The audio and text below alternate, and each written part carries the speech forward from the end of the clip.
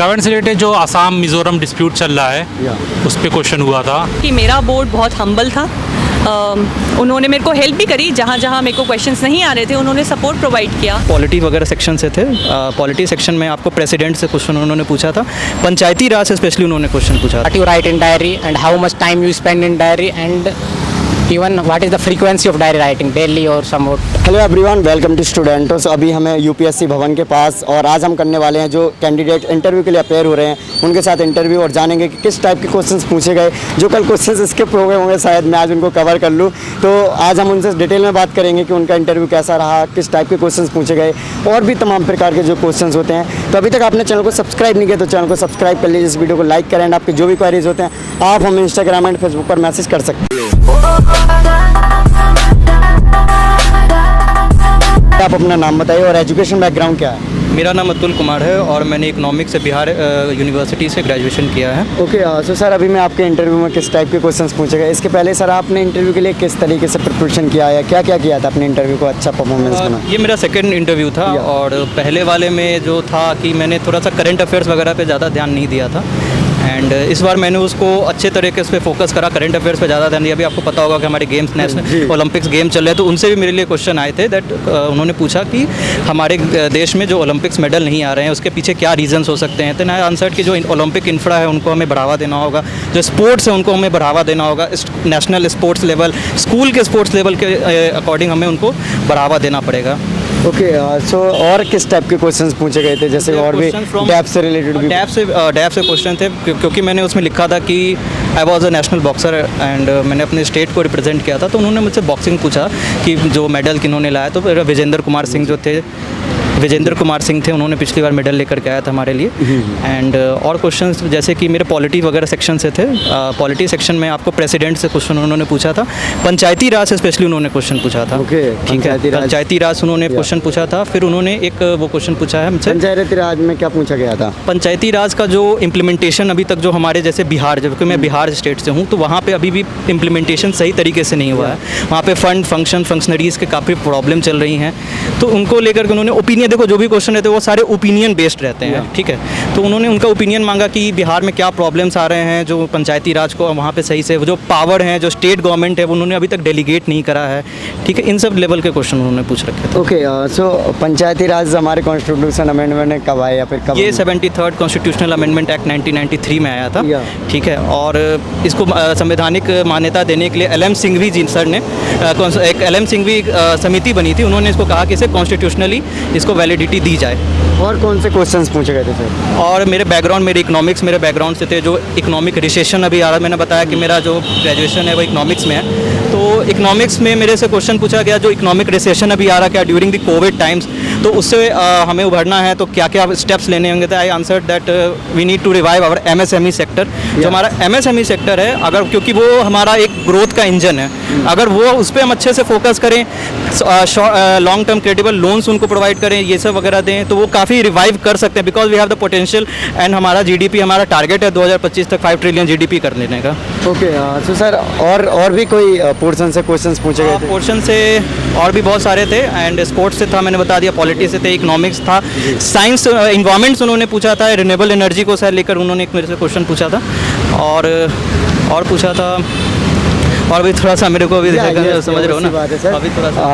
So interview का कितना time चला? मेरे हिसाब से 25 मिनट से 26 मिनट के अकॉर्डिंग मेरा चला है, ठीक है। और अच्छे हैं बहुत। बोर्ड मेरा TC आनंद सर का था, वो आपको काफ़ी मोटिवेट करेंगे। नर्वस बिल्कुल नहीं होना है और बिल्कुल काम माइंड आप जाओ और अच्छे से जाओ, बिल्कुल कोई भी आपको वो मोटिवेट करें। कहीं आप फंस जा रहे हो, कहीं अटक जा रहे हो मान लो, तो वो उनको आपको वो बताते हैं, वो हेल्प करते हैं कि आप उनको सही से उनको सही से जवाब दो। ओके सो आपके अकॉर्डिंग आपका इंटरव्यू आज का परफॉर्मेंस कैसा रहा? According to me it was satisfactory and I am quite relieved right now. You can see it my face that I am relieved right now. You're charming now. Yeah. Yes, exactly. Cool. So yes, I am fully satisfied with this interview and I'm hoping my name in the last PDF. Finally, yes. और मेरे viewers भी आपके लिए wish करेंगे। Thank you very much. Thank you. Okay so sir, आपका जो second interview है, जो पहले इंटरव्यू है, तो उसमें क्या गलतियाँ की थी और इसमें आपने सुधारने का पूरा चांस जो होगा। मैंने बताया कि पिछली बार करंट अफेयर्स वगैरह पे ज़्यादा ध्यान नहीं था जी। तो मैंने इसके वही अलावा- उसके लिए मैंने बहुत वर्क किया। मैंने ग्रुप डिस्कशन करे, ठीक है, जो मेरे ग्रुप में कुछ मेंबर्स हैं जो काफ़ी अभी सेलेक्टेड भी हैं, मैंने उनसे काफ़ी बात की। जो सेलेक्टेड मेंबर्स हैं ग्रुप के, उनसे बात की, उन्होंने मेरे को गाइड किया कि आप करंट अफेयर्स पे ज़्यादा ध्यान दो, स्पेशली अपने डैफ में जो आप लिखो उससे रिलेटेड जो भी करंट अफेयर्स आ रहे हैं उनको आप ज़्यादा देखो, ठीक है। मैं ये कहना चाहूँगा कि डैफ को अच्छे से प्रिपेयर करें और डैफ से रिलेटेड जो करंट अफेयर्स जो भी निकल सकते हैं आप उनको अच्छे से प्रिपेयर करके जाओ। ओके, सो नॉर्मली जो स्टूडेंट्स हैं वो कॉमन मिस्टेक क्या करते होंगे? सर कॉमन मिस्टेक देखो, किसका कैसा इंटरव्यू गया ये तो I don't know, Yeah. Common mistake, but जो एक नॉर्मल क्लेचर है, लोग थोड़ा सा हैवॉक क्रिएट हो जाता है जो फर्स्ट टाइमर होते हैं। मैं उनको यही कहूँगा कि आप हैवॉक मत करो, अंदर में बिल्कुल कामनेस रखो, कॉन्फिडेंट रहो, बिल्कुल कॉन्फिडेंटली अंदर जाओ और कोई नहीं, बिकॉज वही एक ऐसा स्टेज जहाँ आप नर्वस हो गए, बिकॉज वहाँ पर्सनालिटी चेक करो, उन्होंने आपके नॉलेज को टेस्ट कर लिया है, they have test your knowledge in prelims and mains. अब वो आपके बस पर्सनालिटी को देख रहे हैं, आपको बस अपना ओपिनियन सही रखना है, पॉजिटिव रखना है, डेडली ऑनेस्ट रहना है उनके सामने। Yes, okay, so sir interview के इस टाइम पे क्या प्रिकॉशंस को लेने को बोल रहे हैं? सर अंदर आपको पता होगा कि कोविड प्रोटोकॉल्स को लेकर के मेरे को ग्लव्स वगैरह भी प्रोवाइड किए गए थे, अभी तो मैंने उतार दिया है। प्लस जो हमारा डॉक्यूमेंट वेरिफिकेशन वगैरह हो रहा था वहाँ पे प्रॉपर सोशल डिस्टेंसिंग भी सही से थी। ओके, सो सर जो नए कैंडिडेट हैं उनके लिए क्या मैसेज है? नए कैंडिडेट के लिए यही है कि पढ़ें, मेहनत करें और लगे रहें। बस यही है कि आप जब सपने जब बड़े हैं आपके तो संघर्ष भी उतना ही बड़ा होगा, जी, obvious सी बात ठीक है। तो जितने बड़े सपने उतने बड़े संघर्ष हैं, तो उसके लिए हमेशा लगे रहें और हार नहीं मानना है, बिल्कुल लगे रहना है उसके लिए। Okay, so thank you so much sir. Ma'am सबसे पहले आप अपना नाम बताइए और आपका एजुकेशन बैकग्राउंड। मेरा नाम इशिता राठी है। मैंने बीए करी थी lady Shri Ram college Delhi university से इकोनॉमिक्स में। फिर मैंने इकोनॉमिक्स में ही एमए करी थी। ओके, हाँ, सो मैम आपने कौन सा टाइम है या फिर कब से प्रिपरेशन करना स्टार्ट किया था? तो मैंने 2019 में प्रिपरेशन करना स्टार्ट किया था। 2019 में ही मैंने अपना फर्स्ट अटैम्प्ट दिया था जिसमें मेरा प्रीलिम्स क्लैरिफाई नहीं हो पाया था और अब ये मेरा सेकंड अटैम्प्ट था। सेकेंड अटैम्प्ट में ही आप इंटरव्यू तक पहुँचे, तो मैम सबसे पहले आप ये बताइए आप फीलिंग्स क्या है आप, क्योंकि एक नॉर्मली स्टूडेंट्स बहुत साल प्रिपरेशन करते हैं, आप भी DU में पढ़े हो, आपको पता ही होगा कि दिल्ली यूनिवर्सिटी से कितने सारे स्टूडेंट्स ऑलरेडी UPSC के लिए प्रिपरेशन करते हैं और कई बार वो प्रीलिम्स देते हैं, नहीं होते हैं। तो आप बताइए मैम आपका फीलिंग्स क्या है इस टाइम पे, आप इंटरव्यू के लिए अपेयर हो रहे हो और डेफिनेटली आप ऑफिसर बनने जा रहे हो? सर इस टाइम पे तो मेरे को बहुत रिलीफ फील हो रहा है और बहुत ऑनर्ड फील हो रहा है कि मेरे को अपॉर्चुनिटी मिली कि मैं इंटरव्यू जाकर देकर आऊँ। सर जो क्वालिफाई नहीं कर पाते, आई थिंक उनके लिए मैं सिर्फ यही कहूँगी कि पेशेंस हर लेवल पे टेस्ट होता है UPSC में।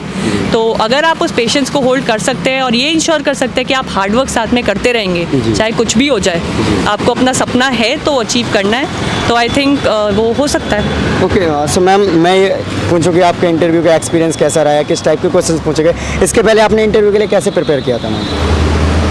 सर इंटरव्यू के लिए मैंने न्यूज़पेपर्स पढ़े थे, 2 न्यूज़पेपर्स पढ़ती थी मैं। मिंट पढ़ा था मैंने और इंडियन एक्सप्रेस पढ़ा था। उसके अलावा अपना डैफ बहुत इंपॉर्टेंट होता है, उसको अगर आपने प्रिपेयर कर लिया तो आधा इंटरव्यू के प्रिपरेशंस तो हो ही गई। और तीसरा मॉक इंटरव्यू, मैंने काफ़ी सारे मॉक इंटरव्यू दिए थे, तो ऐसे मैंने प्रिपेयर किया था। और अंदर में से मोस्टली क्वेश्चन जो न्यूज़पेपर में आप देखते हैं रोज़, उसके बारे में पूछे गए थे। 3 फार्म लॉज जो अभी गवर्नमेंट लेकर आई है उनके बारे में पूछा, कोऑपरेटिव सोसाइटीज़ के बारे में पूछा था, डिजिटल करेंसी के बारे में पूछा था। तो मोस्टली करंट ओरिएंटेड ही था मेरा इंटरव्यू। ओके, और मैम करंट ओरिएंटेड के अलावा GS वगैरह से, एथिक्स वगैरह से, इस टाइप के क्वेश्चंस? सर इंटरव्यू में आपकी नॉलेज तो चेक नहीं होती है, राइट मैम।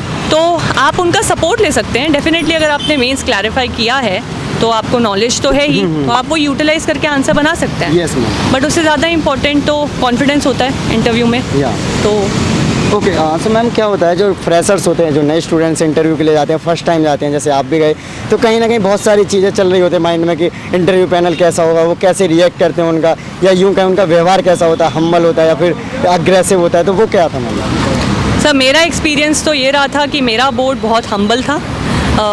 उन्होंने मेरे को हेल्प भी करी, जहाँ जहाँ मेरे को क्वेश्चंस नहीं आ रहे थे उन्होंने सपोर्ट प्रोवाइड किया और दे वर वेरी पेशेंट। जो मुझे बोलना था वो पेशेंटली सुना भी और बहुत ही अच्छा इन्वायरमेंट था अंदर, ऐसे कोई डरने वाली बात नहीं है इंटरव्यू से। जी ओके, सो मैम आपने यूट्यूब पर ही बहुत सारे वीडियोस देखे होंगे इस टाइप की कि गाड़ी का कलर कौन सा था, गाड़ी का नंबर कौन सा था जब आप इंटरव्यू देने आए, या फिर तमाम डबल मीनिंग क्वेश्चंस जो होते हैं, तो क्या इस टाइप के क्वेश्चंस पूछे जाते हैं इंटरव्यू में?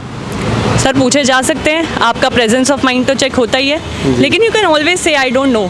मेरे से तो ये नहीं पूछे गए, बट जब आप सुबह निकल रहे हैं तो आप ऑब्जर्वेंट रहेंगे अपने इन्वायरमेंट के बारे में, तो अच्छा है। या आपका ऑप्शनल और मीडियम क्या है मैम? सर इंग्लिश था मेरा मीडियम और मेरा optional economics. Okay, so ma'am कहीं ना कहीं आप इंटरव्यू तक पहुँचे हो, तो ऑप्शनल ने कितना सपोर्ट किया इकोनॉमी, क्योंकि बहुत वास्ट सिलेबस और काफ़ी हार्ड सब्जेक्ट है। सर मेरे को तो इकोनॉमिक्स हार्ड नहीं लगता। एक बार आप किसी भी सब्जेक्ट का जी, नस जी, पकड़ लो ना, हाँ, तो या। आपको वो सब्जेक्ट मुश्किल नहीं लगेगा। जी। और ऑप्शनल का तो सबसे बड़ा रोल होता है, आपको आप लिस्ट में होगे या नहीं वो ऑप्शनल डिटरमिन करता है। आपका ऑप्शनल इंटरव्यू में भी बहुत काम आता है, तो आपकी रैंक भी ऑप्शनल से ही डिसाइड होती है। तो मैं तो कहूँगी आपका 70% ऑफ द फोकस ऑप्शनल पे रहना चाहिए जब आप यूपीएससी के लिए प्रिपेयर कर रहे हो, हर स्टेज पे। या ओके, सो मैम इस टाइप का भी क्वेश्चन पूछा गया कि आपने इकोनॉमी ऑप्शनल क्यों चूज़ किया इस टाइप का? तो मेरी ग्रेजुएशन और पोस्ट ग्रेजुएशन इकोनॉमिक्स में थी, तो मेरा तो बहुत स्ट्रॉन्ग बैकग्राउंड था इकोनॉमिक्स का, इसीलिए मैंने इकोनॉमिक्स चूज़ किया था। मैम ये पूछ रहा हूँ मैं, इंटरव्यू में पूछा गया इस टाइप से क्वेश्चंस कि आपने इकोनॉमी क्यों चूज़ किया ऑप्शनल? सर आई थिंक अगर आप बहुत ही डायगनली डिफरेंट डायरेक्शन में चले जाते हो, अगर आपने इकोनॉमिक्स से करा है आप मास्टर्स और आपने एंथ्रोपोलॉजी ली Yes, तब थी, maybe तो आपसे questions पूछा बन जाएगा। सकता है। अदरवाइज तो ये बहुत ही कोहेरेंट एस्पेक्ट है आपके डैफ का, तो उसके बारे में तो कोई yes question. Okay, so ma'am अगर मैं एक वर्ड में पूछूं आपका इंटरव्यू का आज का एक्सपीरियंस कैसा रहा, तो उसके बारे में? सर बहुत ही एनरिचिंग एक्सपीरियंस था। ओके, सो मैम जो नए स्टूडेंट्स हैं उनके लिए क्या मैसेज देना चाहोगे? आपका फर्स्ट अटैम्प्ट में प्रीलिम्स नहीं हुआ और अपने सेकंड अटैम्प्ट में ऐसा क्या किया, क्या गलतियां थी, उनसे सीख कर आपने आगे फाइनल आप इंटरव्यू के लिए अपील हुए? सर एक चीज़ जो मैंने सेकंड अटेम्प्ट में करी थी, वो मैंने सोचा था कि मैं इस अटेम्प्ट को बहुत ही ईमानदारी से सिर्फ और सिर्फ यूपीएससी के लिए प्रिपेयर करूँगी।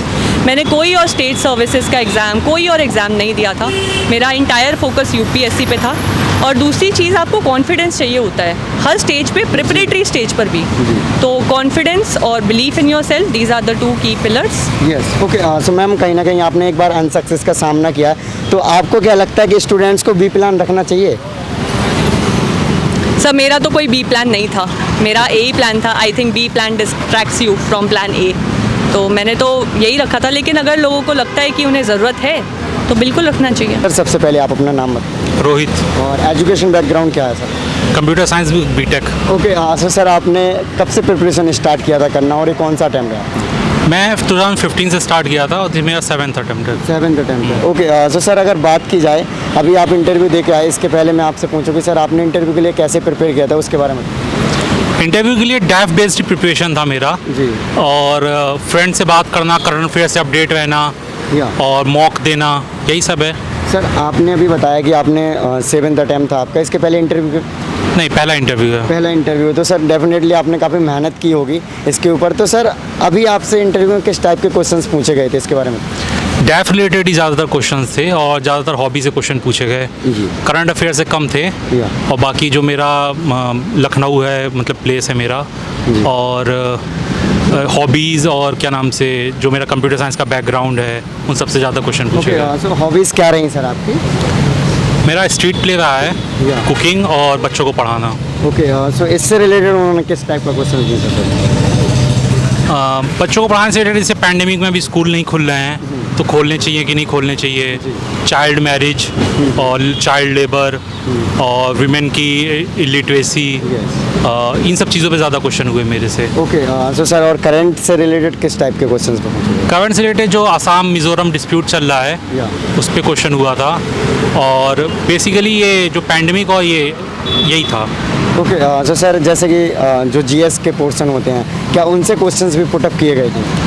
हाँ, मेरे हॉबी में एक वो, मतलब हॉबी नहीं, मेरा मतलब एक यूथ पार्लियामेंट में मैंने पार्टिसिपेट किया था, तो थोड़ा कॉन्स्टिट्यूशन रिलेटेड भी क्वेश्चंस थे मेरे पास। ओके, क्या सर इस टाइप का भी क्वेश्चंस पूछा गया कि आपका 7th अटैम्प्ट है तो इतना टाइम क्यों लग नहीं, गया? नहीं, इस टाइप का कोई क्वेश्चन नहीं। ओके, सो सर जैसा कि कहा जाता है कि किस गाड़ी से आए हो, उसका क्या नंबर था, या पीछे की दीवार का कलर क्या था, कुछ अजीब टाइप के क्वेश्चंस कह सकते हैं, तो क्या इस टाइप के भी क्वेश्चंस पूछे जाते हैं? नहीं, ये अभी तक तो मेरी नॉलेज में तो किसी ने नहीं बताया कि ऐसा कोई क्वेश्चन पूछा हाँ, गया है। क्योंकि यूट्यूब वगैरह पे देखा जाए तो इस टाइप का कंटेंट भरा पड़ा है कि यूपीएससी के इंटरव्यू में इस टाइप के क्वेश्चंस पूछे जाते हैं। नहीं, इस टाइप के कोई क्वेश्चन नहीं, कोई परेशान नहीं करते, लोग बहुत प्यार से बैठाते हैं, बहुत प्यार से क्वेश्चन पूछते हैं, और इस टाइप के कोई भी क्वेश्चन नहीं, जैसा कि आपने बताया, इस टाइप के एक भी क्वेश्चन अभी तक मेरी जानकारी में तो किसी ने नहीं बताया कि ऐसा कोई क्वेश्चन पूछा गया है। ओके, सो सर जैसे कि रेगुलर इंटरव्यूज़ हो रहे हैं, तो सर अभी क्या पेंडेमिक के टाइम पे क्या प्रिकॉशन लेने को बोला जा रहा है?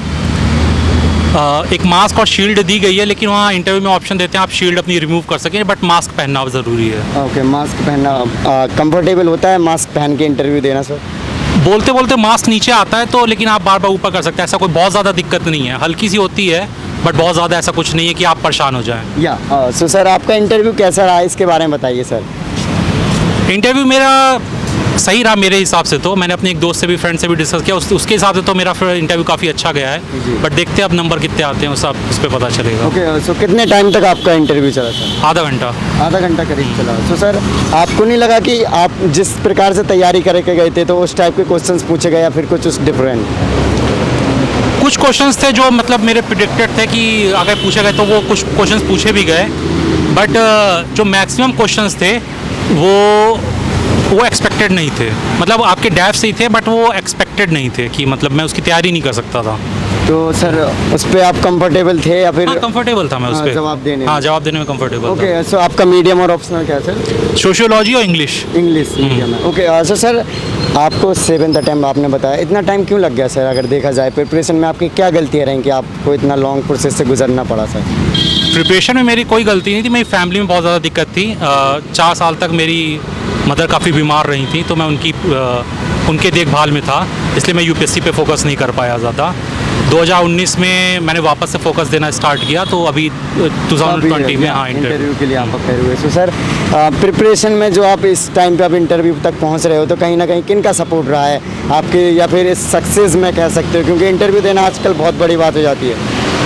पेरेंट्स का तो डेफिनेटली रहा है, उन्होंने मतलब अनकंडीशनल सपोर्ट किया है, और साथ ही मेरे फ्रेंड्स, कुछ 2-4 फ्रेंड्स हैं, उन्होंने भी बहुत अच्छा सपोर्ट दिया मेरे को। ओके, सो जो नए स्टूडेंट्स हैं उनको किन किन बातों का ध्यान रखना चाहिए अपनी यूपीएससी की प्रिपरेशन के दौरान, जिससे वो कम टाइम में सिलेक्शन ले लें, ज़्यादा लॉन्ग प्रोसेस ना जाए? क्योंकि यूपीएससी कहा ही जाता है कि एक लॉन्ग प्रोसेस है, ये जर्नी है एक प्रकार से, एग्ज़ाम तो बात की बात है।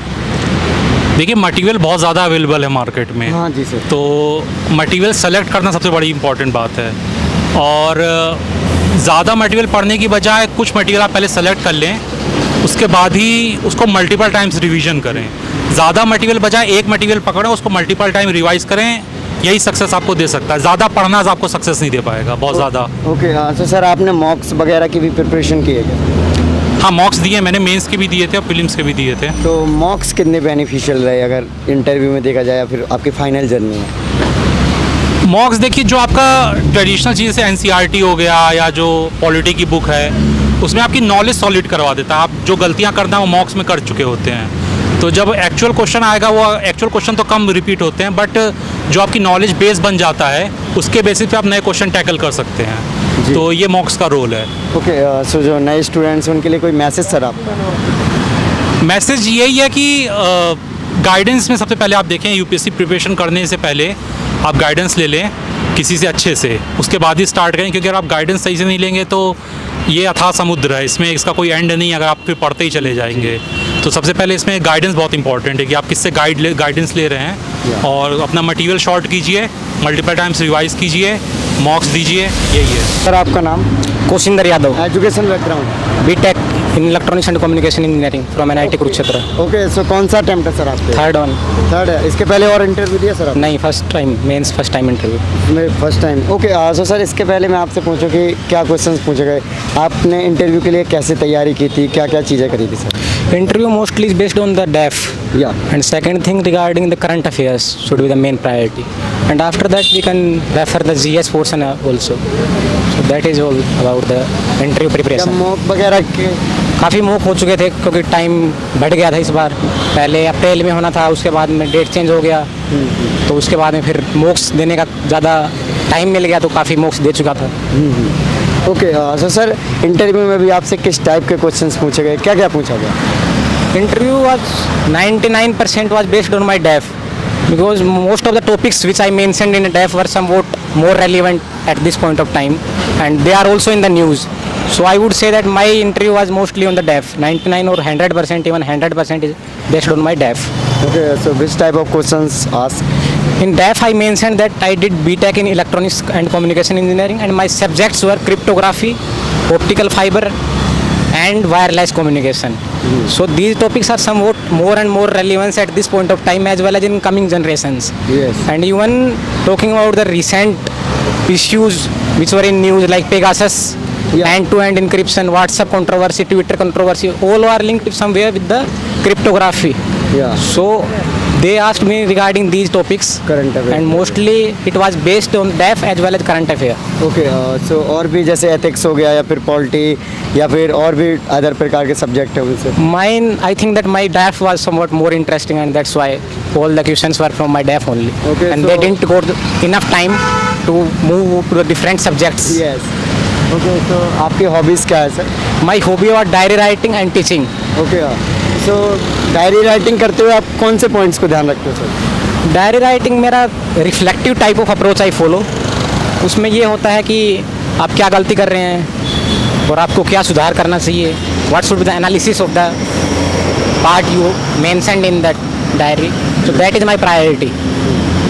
तो इट हेल्प्स मी ताकि बाद में कभी क्या mistakes I am doing at present, कैसे मैं उसको सुधार कर सकता हूँ. तो that in that sense it helps me diary writing. इससे रिलेटेड भी क्वेश्चंस पूछे गए थे हॉबी से related. Yeah, they asked about what you write in diary and how much time you spend in diary, and even what is the frequency of diary writing, daily or somewhat. Okay. How much? So reply में आपने क्या बोला? It depends on whatever I did. I said honestly whatever I was doing. Okay हाँ so sir आपका ये third attempt था और आपका फर्स्ट इंटरव्यू, तो जो आप 2 टाइम आपने दिए यूपीएससी, तो उसमें क्या गलतियाँ की हैं आपने sir? My first interview I given with the college, so I was not so much prepared at that time, but I missed the cutoff with one mark in that first attempt. In second attempt, my GS score was good, but somewhat unfortunate happened with me, and in CSAT I couldn't clear that exam. Even being an engineer, that is somewhat regret. So in third attempt everything goes well, and I'm at here and today I gave the interview. So hope so. या okay so sir मैं wish करता हूँ और हमारे सारे viewers wish करेंगे कि आप फाइनल लिस्ट में आओ. सर नए स्टूडेंट्स के लिए क्या मैसेज है आपका? Aspirants should follow the strategy.